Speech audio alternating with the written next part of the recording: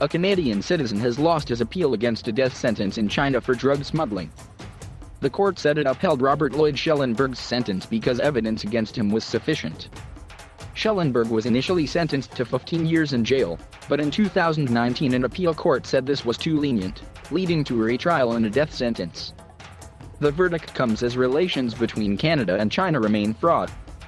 The Canadian ambassador to China, Dominic Barton, condemned the Chinese court's ruling, saying it was no coincidence that the verdict was released while an extradition battle involving senior Huawei executive Meng Wanzhou was ongoing in Canada.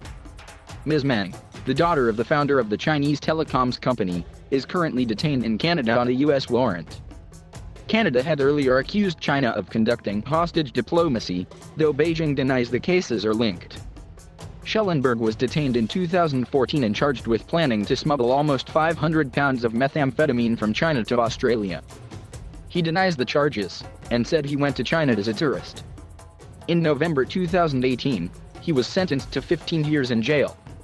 But a few days later, Canada detained Meng Wanzhou, a senior executive at Chinese tech giant Huawei, on a U.S. extradition warrant. China at the time warned of unspecified consequences unless Ms. Meng was released. Schellenberg later appealed against the 15-year prison term, but instead of reducing his sentence, judges ruled that his previous sentence had been too light and instead sentenced him to death.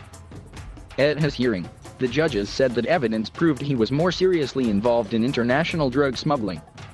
At the time, Zhang Dongshou, Schellenberg's lawyer, told Reuters that the sentence should not have been increased because no new evidence was presented at the trial. Another high-profile case involving a Canadian citizen is expected to be handed down by a Chinese court later this week. Michael Spavor, a businessman accused of espionage, was arrested in China 2 years ago along with fellow Canadian and former diplomat Michael Kovrig. Their detentions came days after Canada detained Ms. Meng. In March, the trial of Mr. Spavor, lasting just 2 hours in the northern Chinese city of Dandong, ended with no verdict. Canadian diplomats including the charged affair to China were denied entry to the court. At the time, Canada's Prime Minister Justin Trudeau called the closed-door proceedings completely unacceptable. A man convicted of trying to smuggle drugs, a businessman, a former diplomat, all are Canadian citizens. All are incarcerated in China.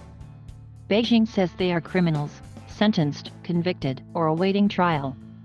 But Canada believes all are inextricably linked to the fate of a Chinese telecoms executive sitting in her house in Canada, accused of fraud in fighting extradition. Meng Wanzhou was detained just after Robert Schellenberg was first tried. At his subsequent retrial, the Chinese court increased his sentence to death. The crimes committed by the two Michaels, as they've become known, are far less clear. Canada's government believes their arrest and detention, in the weeks following Meng's apprehension at an airport, was retaliation. An intimidatory move linked directly to efforts to put the Huawei executive on trial in the U.S. China has denied that. In 2019, the founder of Huawei, Ren Zhengfei, who is the father of Meng Wanzhou, claimed in an interview that her arrest was politically motivated.